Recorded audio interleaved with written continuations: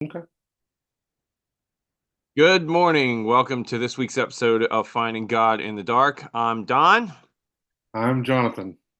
and we're going to jump right into the movie this week. The film that we have watched this week for Finding God in the Dark was on Netflix, is on Netflix. Still, it is called Woman of the Hour. Yeah, It stars Anna Kendrick. I believe she directed it as well. she did. Yeah. And it is, well, you know what? I just want to read the the plot summary that's on Mhm. IMDb, okay? Yeah. Because it's short, but it says Cheryl Bradshaw, a single woman looking for a suitor on a hit 1970s TV show, chooses charming bachelor Rodney Alcala, unaware that behind the man's gentle facade he hides a deadly secret. Well, it's no secret because it's in all the trailers. He's a Yeah. serial killer. Yes. Yeah. That wasn't the best description in the world.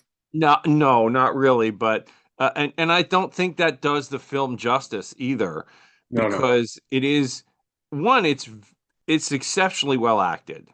Yes. It is it's an engaging story. It takes a completely different. I mean, you're used to, if you've seen serial killer movies, generally they follow the serial killer. Yeah. And this really didn't do that. This was really more told from the perspective of the victims, Yeah. and not just the one, Cheryl Bradshaw, who escaped this guy, Yeah. actually, Yeah. but of the, several other victims as well. We get kind of Like their five, stories. five or six. Yeah. I mean, yeah. I think when you read that description, you get the sense of like it's a whodunit almost, like who's the serial killer, and from the very trust me when I say from the very beginning, you know who the serial You killer know who is. the bad guy is. And what I would say is we usually do kind of warnings. This is an intense movie. It's an Yes. intense movie from the very beginning of the film. It really drops you into the world of this guy's violence and the havoc it wreaks on the women that he comes across. Yeah, So it's disturbing. It is yes, it is very much a disturbing film. Certainly not for children, and I think if personally, even as an adult, if that sort of thing gets to you, yeah, I knew a lady who, she could not watch films that had anything like this in it because of yeah, personal experience, and I understand that. So if that's something, for avoid this film if that bothers you. yeah. You definitely want to say that up front. I found this wonderful piece of trivia before we get into like themes and stuff. Sure. There's a great piece of trivia about the film, again on IMDb. Um, where did it go now? Anna Kendrick, so she's the director and the star, Yeah. made no money from Woman of the Hour because she donated all her pay to RAINN, RAINN. That is the Rape, Abuse, and Incest National Network and the National Center for Victims of Violent Crime. These organizations are two of the country's leading nonprofits that support survivors of sexual abuse and violence. That's pretty cool. That's very cool. Yeah. That's pretty cool. So let's talk about some of the themes we saw. What's first thing jumped out for you, Jonathan? Well, I think sometimes when you're dealing with a very difficult subject, I feel like you can tell if the writer and or the director have experience dealing with it by how they shoot things and how they kind of point where they point the camera. And I felt this is, as a man, I feel like yes, there's been times when I've been nervous or scared when I'm outside, but most of the time I go about my life, I run to the car, I run down an alley. I don't really think about being attacked or anything like that. And I know for women, that's a constant fear, that's a constant thing that they have to think about. And I felt like she did, especially in this one scene. I'll just call it the parking lot scene, but I felt like in several places she did a wonderful job of helping me feel the anxiety that a woman might feel when she's in that situation. And I feel Same with like the restaurant scene too, yes, where yeah, he tried to order more drinks and she yeah, she yeah. told the waitress.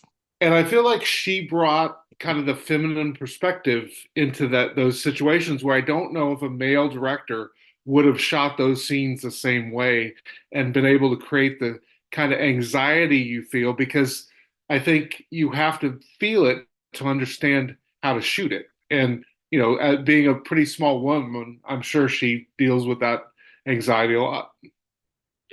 I would imagine, yeah. There was something one of the reviews that I read about this film talked about how there was a question that was put out within the last year to women, would you rather be stuck in the woods with a man Yeah, or a yeah, bear?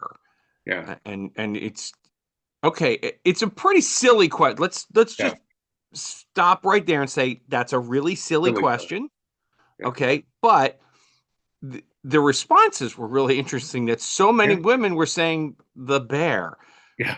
Honestly, Well, I think that's one of those situations where when you're on the other side of that question, if you're a man and you hear that and you get offended or you go like, "Are you insane?"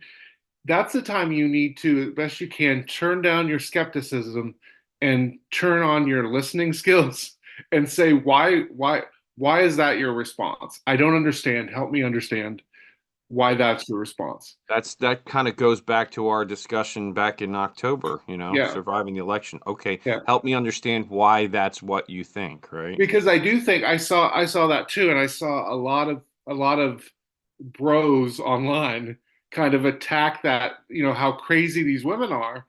And I was like, but you don't live in an environment where like, I know women that don't step out of their house without having their keys sticking out of their fist just in case they might have to punch somebody.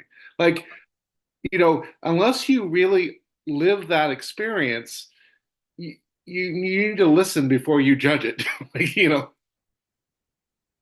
And I will say not that I'm, that person, right? Yeah, But I will say that there are times that I've done that, you yeah, know, with yeah, my hands in my pocket and my keys, yeah, sticking out through my fingers when I'm in a place where I'm not comfortable. yeah, But I can't say I do it all the time or that's just my natural way of functioning. So I get that. yeah. Um, yeah, it really does. The film really does put us in the female perspective. I think Mhm. in all of these situations, like Yeah, you're not in no way, shape, or form are you ever um, sympathizing with Rodney, no, the killer. I think in a lot of serial killer movies, they take that tack where, well, he had a bad childhood, or he yeah, had, we don't know anything about this guy except that he is charming yeah, and vicious. yeah. You And know, from the very beginning, and I think that's probably the brilliance of why she started the movie where she starts it, because you don't get a chance to kind of fall in love with this charming guy. You see what kind of monster he is, and what right? kind of, well, what kind of just chaos he brings to things. And you get that from the very beginning, and that allows you to really distance yourself from him and watch from the female perspective, I think, which I feel like is pretty unique. Maybe that's because a lot of women don't direct films. Maybe that's part of the reality. I don't know. Could be. It was interesting also when there was a scene when she was on the dating game, and the woman in the audience Yeah, recognized him as yeah, the guy who had killed her friend, yeah. and she tried to report it, and she was just never taken seriously. Well, and that's the other piece of this is you get to really realize that, um, imagine this: you're a security guard at this game show. Someone comes in and says, "One of your contestants, I think, is the guy who killed my friend," and she's very believable in that scene. Like, you don't question that most people would hear that and say, like, she's really scared. And She absolutely believes yeah, it. Yeah. and the guard tricks her into waiting for somebody who's the janitor and not the a person that could actually help. And it's a reminder that you actually get this at the end. For over a decade, people were reporting him as suspicious, and the police weren't really doing anything about And that he had been arrested and it. released and killed again. And then when he was arrested this last time, like at the end of the scene that you see at the end of the film where he gets arrested, sorry, spoiler alert. Yeah, Um, but then they show in the credits that even after that, he was out on bail and killed two more people. yeah, yeah. Yeah. Um, I don't know. I think it's an interesting movie to have a conversation about how men and women in a lot of ways deal with different experiences and different realities. And it's worth especially men, I think, listening more to women about how because I think most men tend to, even I do sometimes, kind of poo-poo the danger aspect. Like, oh, you're just being silly, or you're just being too neurosis or whatever.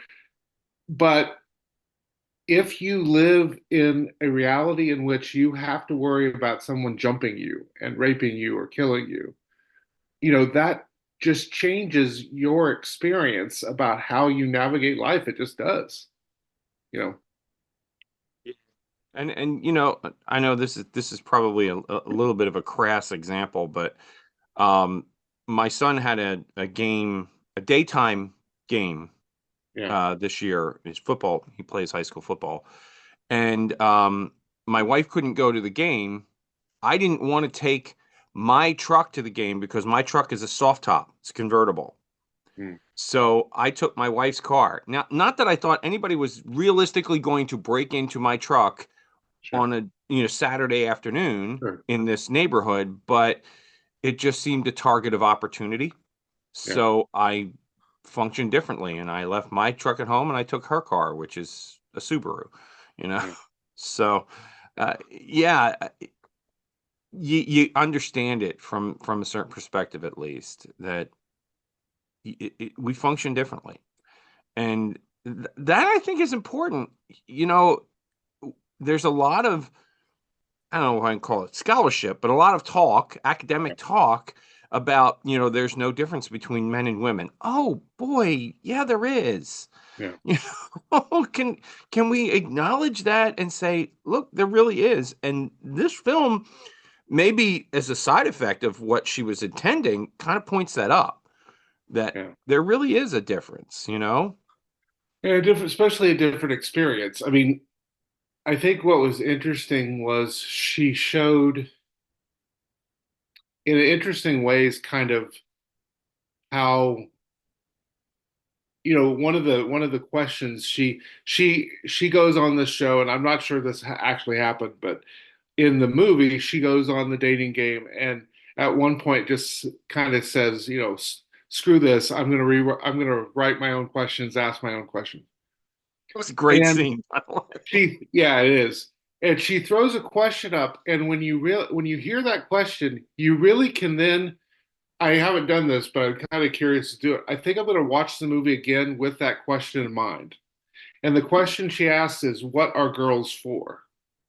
Girls for. Yeah. And if you take that question and then reflect on all the interactions throughout the movie, not only Rodney's interactions, the killer's interactions, but also the other men in her life. The casting directors, Yeah, she's an aspiring actress, right? So yeah, the casting directors, even Pete Holmes, which is a really interesting comedian. He does a lot of comedy. He does a lot of language, so be careful. But is a Christian, and so sometimes it's interesting the takes he takes on his comedy. So if you like stand up comedy, he might be someone you want to explore. But he's basically her friend. Like we're introduced to him as kind of her friend, her neighbor. And once she makes it clear, look, I'm not interested in pursuing a relationship with you, he radically changes how he treats her. And you recognize that that's also that's also a way to feed into that question, what are girls for? So, are they only for romance and for sexual opportunities and for, kind of becoming mothers, or do they have larger larger worth, which is kind of Yeah. interesting. There was a couple of great lines that I think are worth exploring, right? So the one was when they were on the break in the game, Yeah, and the lady was helping her, yeah, she was about to make her decision, and yeah, the lady that was doing her makeup, she says yeah, to her, well, what all these questions are all really the same, and the one real question was, will he hurt me? yeah. Which one of you will hurt me? Yeah, Which one of you will hurt me? yeah. Wow. Yeah, I thought about you a lot in this movie because I don't have daughters. And I know you at least have one daughter, right? Do you have Two, more? Two. two. I did kind of want your perspective because I think that has to be something that as a father you struggle with is that there are people out there that will see your daughters as simply people to try to put a notch on their belt or take advantage of them, and that's all they'll see them for. You know, Well, I'll throw this out there and take this purely for its comedic intent, okay? yeah, Um, I've always said to my daughters that no boy will ever come to this house and pull up out front and beep the horn and you go running outside.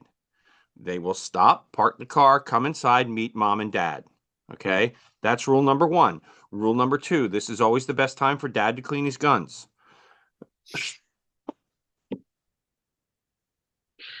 Uh, yeah, Again, take it for its comedic intent. yeah, but yeah, And that, then that, that I have friends, and we'll joke about it because my friends have daughters as well, and my friends and I will say things like, "Well, we used to drive ambulances all around South Jersey. I know places where you'll never be found." You know, things like that. well, no, Yeah, if you, dads are absolutely protective of their daughters. It's a thing. You know. yeah, I can't remember the percentage. I want to say two out of three, but it's a high percentage. But more than half of all women in the United States have experienced some kind of domestic violence or sexual assault. Yeah. And again, when you compare that number to, and it's actually more than most people know. One out of seven boys and men have experienced sexual violence too, and so it's higher than most people recognize from the male perspective as well. But if you're dealing with two, let's say two out of three or three out of four women have experienced this, then you have to recognize that question of really what we're all asking is who's going to not hurt me. That's a real question that when you're dating someone or evaluating someone for a uh romantic encounter, or romantic relationship, that's something a woman has to think about.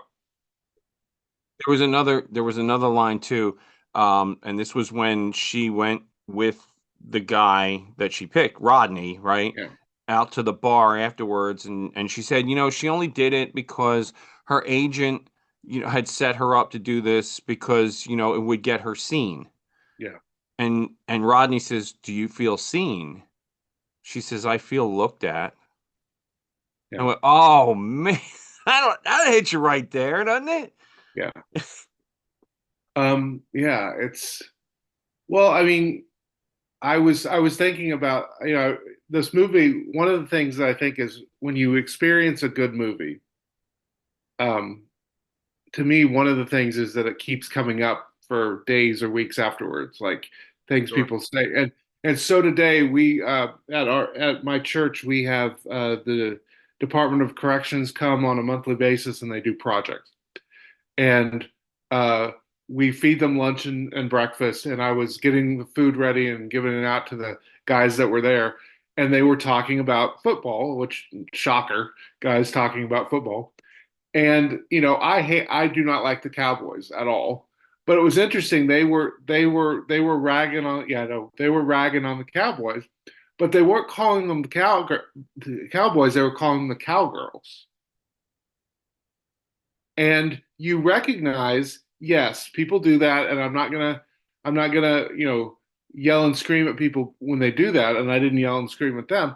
But what are we saying? Just making someone a girl makes them weak, vulnerable, less valuable. Like in that choice of wording is all of that stuff that people have to deal with, right? Yeah.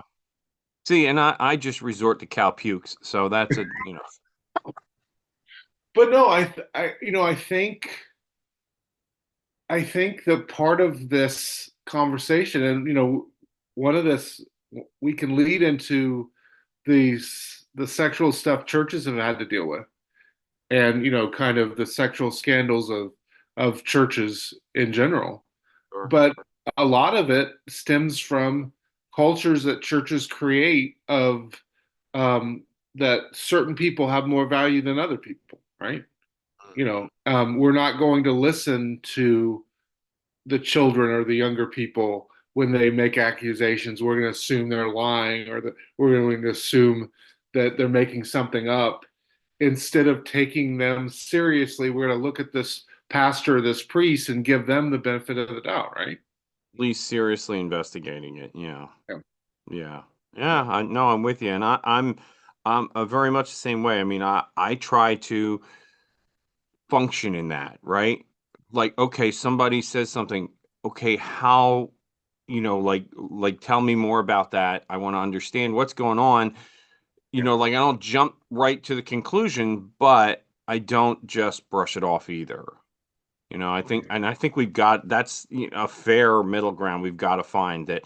Okay, tell me the story, Yeah. because I can't just validate an accusation without any kind of grounding, right? Yeah. But if you tell me what happened and I can look into it and okay, then we'll do something about it. But Well, it's this idea that I think is really at the heart in a lot of ways of Christian faith, which is um, you take the other person's experience seriously.